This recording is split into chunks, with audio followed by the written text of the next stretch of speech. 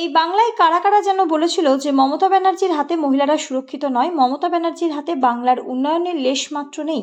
কারা বলেছিল তাদের বলি। যারা বলেছিলেন বিশেষ করে মেদিনীপুরের মেজবাবু শুভেন্দু অধিকারী আর মুর্শিদাবাদ আর এর বহরমপুরের সর্বহারা নেতা অধীর চৌধুরী, আর যাদবপুরে যারা যাদবপুর ইউনিভার্সিটি দখল করে মনে করছে তারা ভারত নয় গোটা বিশ্বকে শাসন করছে, সেই হারমাত বাহিনী সিপিএমের সংগঠন এসএফআই, তারা মমতা ব্যানার্জিকে প্রতিনিয়ত হেয় করছে। শুধু বাংলায় নয়, সুদূর বিদেশেও তারা ছাড়েনি মমতা ব্যানার্জিকে হেয় করতে।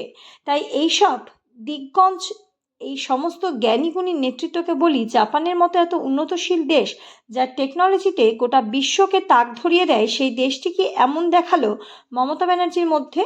তাদের নামজাদা ইউনিভার্সিটি তারা মমতা ব্যানার্জিকে ডিলিট সম্মানে ভূষিত করলো। আপনারা যে তিমিরে আছেন সেই তিমিরেই থাকুন। তাই বলি, আপনাদের শুভ বুদ্ধি উদয় হোক। আপনারা যেন সাদাকে সাদা বলুন আর কালোকে কালো বলুন, তবেই তো বাংলার মানুষ বলবে বিরোধী দল বিরোধিতা করুক।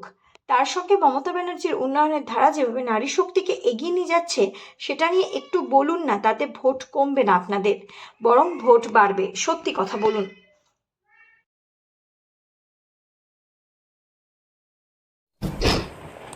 I convey my best regards to all of you and let us congratulate Japan as a country and Wacom University for their dignity and for their gracious presence here. We are delighted. It is your superb humanity because Japan is always the human lover and you always work for unity, integrity, peace, motivation, education and the cultural field. Thank you so much for coming over here and gave us this prestigious, certainly on behalf of Bengal people, I will dedicate to my Mama Manush and my students for their preservation for the future.